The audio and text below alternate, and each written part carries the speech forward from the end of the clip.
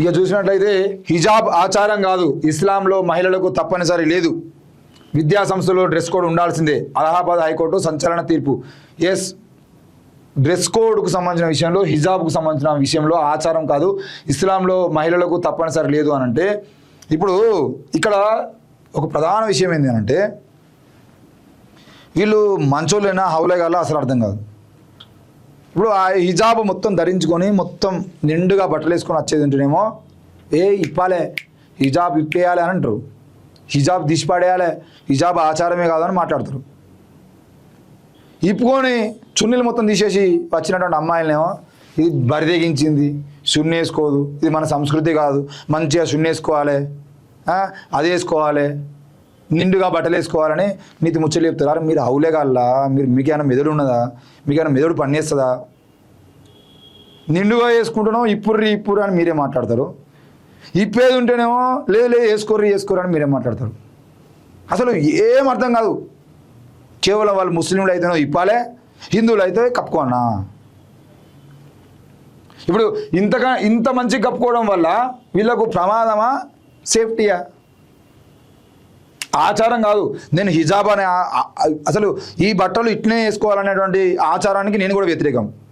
ముస్లిం మహిళలు బుర్కాలను ఉండాలి, ఆ బుర్కా అది ఇప్పుడు క్లాత్ ఉంటే మంచిగుడు, వాళ్ళు ఏమైనా హోటల్కి వచ్చి ఇక్కడ వరకు కట్టుకొని ఆ హోటల్లో ఇట్లా పైకిలు పెట్టుకొని చెంచుతో మళ్ళీ కిందికి వేసుకోవాలి. ఏంది అది?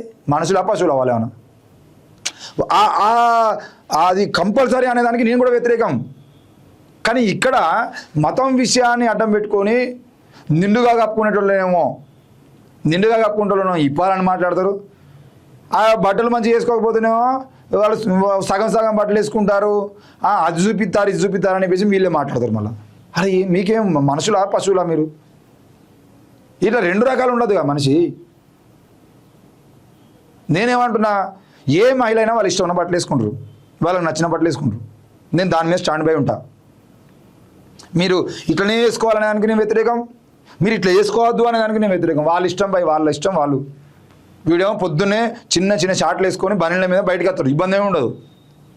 ఆమె పని చేస్తామే చున్నీ వేసుకొని ఎట్లా పని చేయడానికి వాకిలు ఊడమో లేదంటే ఇంకేదో పని చేయడం కోసం ఇబ్బంది అవుతుంది అని చెప్పేసి ఆమె చున్ని పక్కన పెట్టి వచ్చేదంటే ఏంది చున్ని పినావు, చున్ని తీసేసినావు, ఏం ఎక్స్పోజింగ్ చేద్దామని వచ్చినా బయటికి అని చెప్పేసి ఆమె తిడతారు.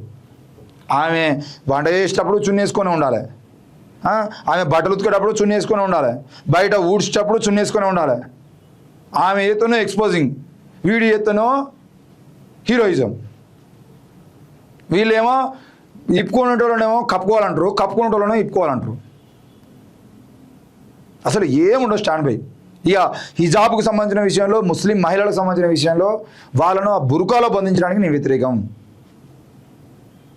బుర్కాలోనే బంధించాలి. అది బుర్కా ఓకే, బయటికి వచ్చినప్పుడు సేఫ్టీ కోసం మీరు కట్టుకున్నాను అనుకో, కనీసం తినే కాడ, నలుగురు మాట్లాడే కాడ.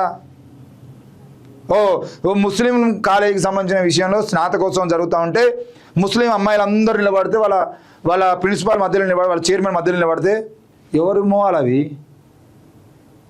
అంతా బుర్కాలు కప్పుకొని ఉన్నారు. అది ఏంది? అది వాళ్ళ కాలేజ్ పోయిన తర్వాత ఆ ఒక్క మొహాన్ని కప్పే తీసేసేది అంటే ఎవరెవరు ఏందని తెలుస్తాయి కదా.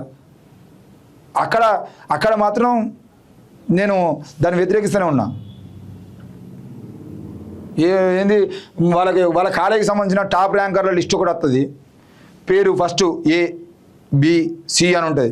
అంతా బుర్కా అమ్మాయిలు మొత్తం పోస్టర్ నిండా ఉన్న తర్వాత వాళ్ళ A అంటే ఏంది, B అంటే ఏంది, వాళ్ళు ఎవరో ఎట్లా తెలుస్తుంది? వాళ్ళ మొహాలు చూపించాలి కదా. పైన నచ్చిన ఫోటోనే కింద ఏమైనా నచ్చిందా కూడా తెలియదు, ఒకటే ఫోటోని కాపీ పేస్ట్ చేసినా తెలియదు. ఇదో పనికి మాలిన ముచ్చట ఉంటుంది. వాళ్ళ ఆహారం తినేటప్పుడు, వాళ్ళ స్నేహితులతో మాట్లాడేటప్పుడు, నలుగురిలోకి వచ్చిన తర్వాత ఒక దగ్గరికి నువ్వు ప్రాంతానికి పోయేంత వరకు నువ్వు బుర్కా కప్పుకో.